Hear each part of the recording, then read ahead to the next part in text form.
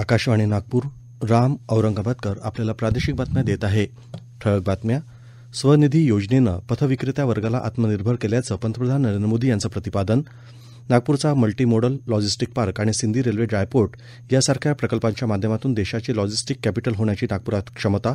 केंद्रीय मंत्री नितीन गडकरी यांचं प्रतिपादन. नागपुरात चिंचभवन आरोबी ते जामठा या 2.69 किलोमीटर लांबीच्या 6 पदरी उड्डाणपुलाचं आज सायंकाळी भूमिपूजन. उपमुख्यमंत्री फडणवीस यांची प्रमुख उपस्थिती. आणि रणजी करंडक क्रिकेट स्पर्धेत मुंबई संघाचा 42वा विजय. अंतिम सामन्यात विदर्भ संघाचा 169 धावांनी केला पराभव. स्वनिधी योजनेनं पथविक्रेत्या वर्गाला आत्मनिर्भर केल्याचं सांगून या योजनेमुळं या वर्गाला मोठी स्वप्न पाहण्याचं बळ मिळाल्याचे गौरव उद्गार पंतप्रधान नरेंद्र मोदी यांनी आज काढलेत. दिल्लीमधील JLN स्टेडियम इथं सध्या पंतप्रधान स्वनिधी योजनेच्या लाभार्थ्यांना पंतप्रधान संबोधित करीत आहेत. तत्पूर्वी त्यांनी दिल्लीमधील रस्त्यावरील 5,000 विक्रेत्यांसह 1 लाख SVंना योजनेअंतर्गत कर्जाचे वितरण देखील केलं. दरम्यान केंद्र शासनाच्या पंतप्रधान पथविक्रेता आत्मनिर्भर निधी अर्थात PM स्वनिधी योजनेचा नागपूर शहरातील 54,912 लाभार्थ्यांना पहिल्या टप्प्यातील लाभ मिळाला आहे. कोरोनामुळे उद्भवलेल्या जागतिक आर्थिक संकटाच्या पार्श्वभूमीवर वंचित घटकांना आर्थिक पाठबळ देण्याच्या पंतप्रधानांच्या दृष्टिकोनाला अनुसरून 1 जून 2020 रोजी PM स्वनिधी योजनेचा शुभारंभ करण्यात आला होता. नागपूर हे देशाच्या केंद्रस्थानी असून नागपूरच्या मल्टीमोडल लॉजिस्टिक पार्क आणि सिंदी रेल्वे ड्रायपोर्ट यासारख्या प्रकल्पाच्या माध्यमातून देशाची लॉजिस्टिक कॅपिटल होण्याची क्षमता नागपुरात आहे, असं प्रतिपादन केंद्रीय रस्ते वाहतूक आणि महामार्ग मंत्री नितीन गडकरी यांनी आज केलं. राष्ट्रीय महामार्ग प्राधिकरणाच्या national highway logistic management limited NHLML या स्पेशल पर्पज व्हेकलद्वारा वर्धेच्या सिंदी रेल्वे इथल्या ड्रायपोर्ट आणि मल्टीमोडल लॉजिस्टिक पार्क इथं रेल्वे टर्मिनल सेवांच्या संचालन परीक्षणाचा प्रारंभ आज केंद्रीय मंत्री नितीन गडकरी यांच्या हस्ते पार पडला. या प्रसंगी वर्धेचे खासदार रामदास तडस प्रामुख्याने उपस्थित होते. यावेळी गडकरी म्हणाले की हा प्रकल्प नेमका काय आहे, सोप्या भाषेत जर सांगायचं असेल तर मुंबईचा समुद्र आता सिंधीमध्ये आलेला आहे. म्हणजे आपल्या इथे जे जामला आहे ते 400-500 कंटेनर ग्रे क्लॉथ बांगलादेशला पाठवतात. आता त्याचं जे कंटेनर आहे ते इथून एक कंटेनर ट्रकनी JNPTला जातं. JNPT वरून ते जातं कोलंबोला आणि कोलंबोवरून जातं ढाक्याला. आता इथल्या विदर्भातल्या कापसाची रुई, सूत, कपडा हे सगळं आता सिंधी रेल्वेच्या ड्रायपोर्ट मध्ये येईल. आणि आता यांना मुंबईत जायची गरज नाही आहे. इथून डायरेक्ट गाडी कलकत्त्याला म्हणजे हल्दियाला जाईल आणि बांगलादेश मधल्या नदीतून ते बांगलादेश मध्ये जाईल. म्हणजे 1.5 लाख रुपये जी पर कंटेनर कॉस्ट होती ती 1 लाख रुपये होईल. आणि ज्याच्यामुळे आता विदर्भातला कापूस स्वस्त होईल, त्यामुळे बांगलादेशमध्ये आपला माल जास्त जाईल आणि विदर्भातल्या शेतकऱ्याला कापसाला चांगली किंमत मिळेल. या प्रकल्पातील सुमारे 1,200 कोटी रुपयांच्या तरतुदीमुळे वर्धा आणि नागपूर शहरातील मोठमोठ्या उद्योगांचं केंद्रीकरण या ठिकाणी होणार आहे. सिंधी इथं कस्टमचे कार्यालय असणार आहे. येत्या 5 वर्षांमध्ये जर हे ड्रायपोर्ट व्यवस्थित विकसित झालं तर 1 लाख युवकांना रोजगार मिळेल, अशी आशा देखील गडकरी यांनी व्यक्त केली. या ठिकाणी वर्धा जिल्ह्यातल्या युवकांना प्राधान्यानं रोजगार मिळाला पाहिजे, यासाठी आपण प्रयत्न करू, असं आश्वासनही त्यांनी यावेळी दिलं. या प्रसंगी बोलताना वर्ध्याचे खासदार रामदास तडस यांनी सांगितलं की सिंधी पोर्ट प्रकल्पामध्ये शेतकऱ्यांना दुप्पट मोबदला देऊन भूसंपादन करण्यात आलं आहे. एक राष्ट्र एक निवडणूक संदर्भात माजी राष्ट्रपती रामनाथ कोविंद यांच्या अध्यक्षतेखाली स्थापन करण्यात आलेल्या उच्चस्तरीय समितीनं आज नवी दिल्लीत राष्ट्रपती द्रौपदी मुर्मू यांना अहवाल सादर केला. केंद्रीय गृहमंत्री अमित शाह, कायदा मंत्री अर्जुन राम मेघवाल आणि अन्य मान्यवर यावेळी उपस्थित होते. समितीनं सादर केलेला अहवाल 18,626 पानांचा आहे. या अहवालात सर्व संबंधित पक्ष आणि तज्ज्ञांशी झालेल्या विस्तृत चर्चा आणि 191 दिवसांच्या संशोधनाचा निष्कर्षाचा समावेश असल्याची माहिती कायदा आणि न्याय मंत्रालयानं दिली आहे. लोकसभा निवडणुकीच्या प्रचारादरम्यान अजित पवार यांच्या राष्ट्रवादी काँग्रेसनं शरद पवार यांचं नाव किंवा त्यांचं छायाचित्र न वापरण्याच्या संदर्भात शपथपत्र द्यावं, असे निर्देश सर्वोच्च न्यायालयानं अजित पवार गटाला दिले आहेत. अजित पवार गटाला सर्वोच्च न्यायालयानं याबाबत फटकारलं असून आता अजित पवार गटाची स्वतंत्र ओळख आहे. या ओळखीसह या गटानं मतदारांसमोर जावं, असं न्यायालयानं म्हटलं आहे. या याचिकेची पुढील सुनावणी येत्या 19 मार्चला होणार आहे.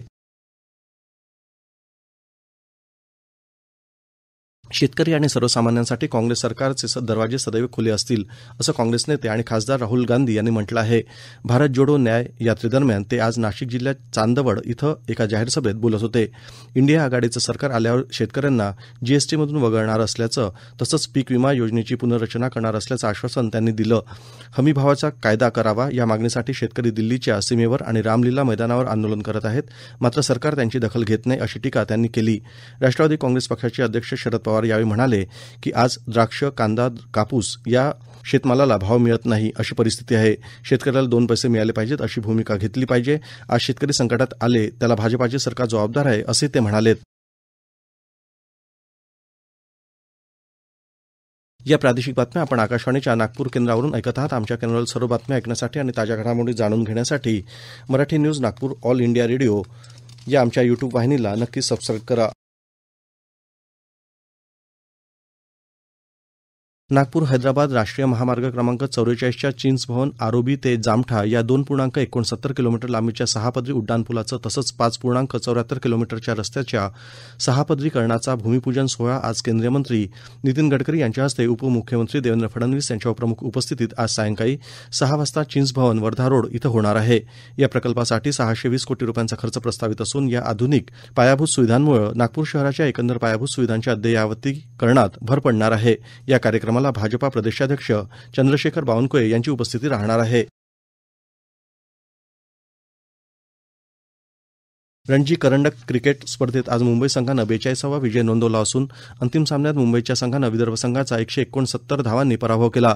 विजयासाठीचं 538 धावांचं आव्हान घेऊन मैदानात उतरलेला विदर्भाचा संघ 368 धावात गारद झाला. या सामन्यात विदर्भ संघानं नाणेफेक जिंकून क्षेत्ररक्षण स्वीकारलं. मुंबईनं आपल्या पहिल्या डावात 224 धावा केल्या. त्याला प्रत्युत्तर देताना विदर्भाचा पहिला डाव केवळ 105 धावांमध्ये संपुष्टात आला होता. मुंबईनं आपल्या दुसऱ्या डावात 418 धावा करत विदर्भ संघापुढे विजयासाठी 538 धावांचं आव्हान दिलं. दुसऱ्या डावात विदर्भ संघाचे अक्षय वाडकर यानं 102 आणि हर्ष दुबे यांनी 65 धावा केल्या. आज दुसऱ्या डावात 4 गडी बाद करणारा तनुष कोटियन मालिकावीर ठरला तर मुशीर खान याला सामनावीर घोषित करण्यात आलं आहे. विदर्भ संघानं याआधी 2018 आणि 2019 मध्ये रणजी करंडक जिंकला होता. नागपूर विद्यापीठाचे कुलगुरू सुभाष चौधरी यांच्या निलंबन आदेशाला उच्च न्यायालयाकडून स्थगिती देण्यात आली आहे.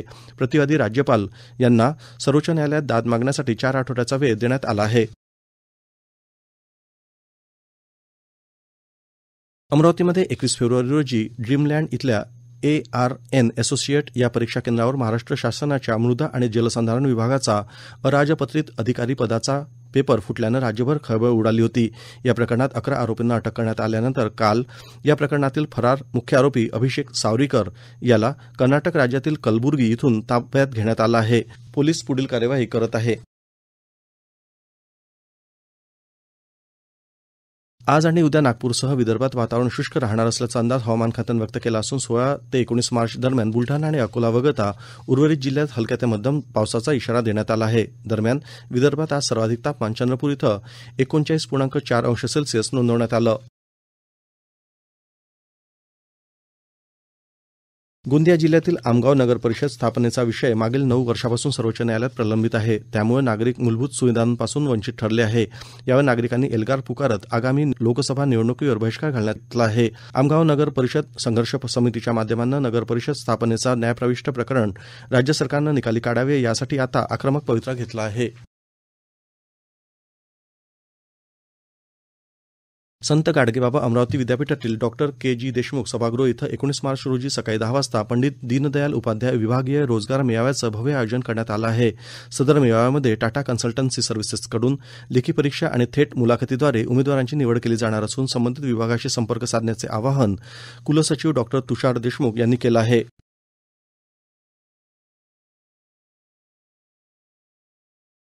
समाजातील वंचित लोकांना विकासाच्या प्रवाहात आणण्यासाठी गाव पातळीवर शासकीय यंत्रणेसह डिजिटल तंत्रज्ञानाचा वापर हा अधिक मोलाचा ठरला आहे. केंद्र शासनानं यादृष्टीनं अधिक सुलभतेसाठी पंतप्रधान सामाजिक उत्थान रोजगार आधारित जनकल्याण ॲप मोलाचं आहे, असं प्रतिपादन नागपूरचे जिल्हाधिकारी डॉ. विपिन ईटनकर यांनी काल केलं.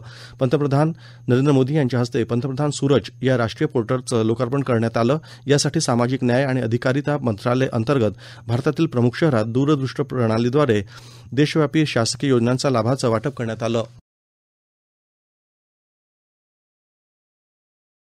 विदर्भ साहित्य संघाच्या वतीनं गत्रम माडखोलकर स्मृती व्याख्यानमालेचं आयोजन येत्या 16 मार्च रोजी सायंकाळी 6 वाजता करण्यात आलं आहे. सुप्रसिद्ध विचारवंत आणि व्याख्याते भानू काळे हे बदलता भारत या विषयावर आपले विचार मांडतील.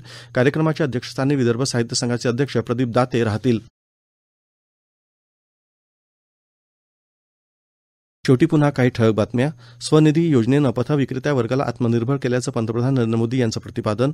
नागपूरचा मल्टीमोडल लॉजिस्टिक पार्क आणि सिंदी रेल्वे ड्रायपोर्ट यासारख्या प्रकल्पाच्या माध्यमातून देशाची लॉजिस्टिक कॅपिटल होण्याची नागपुरात क्षमता. केंद्रीय मंत्री गडकरी यांचं प्रतिपादन. नागपुरात चिंचभवन आरोबी ते जामठा या 2.69 किलोमीटर लांबीच्या 6 पदरी उड्डाणपुलाचं आज सायंकाळी भूमिपूजन. उपमुख्यमंत्री फडणवीस यांची प्रमुख उपस्थिती. आणि रणजी करंडक क्रिकेट स्पर्धेत मुंबई संघाचा 42वा विजय. अंतिम सामन्यात विदर्भ संघाचा 169 धावांनी केला पराभव. याबरोबरच हे प्रादेशिक बातमीपत्र संपलं. नमस्कार.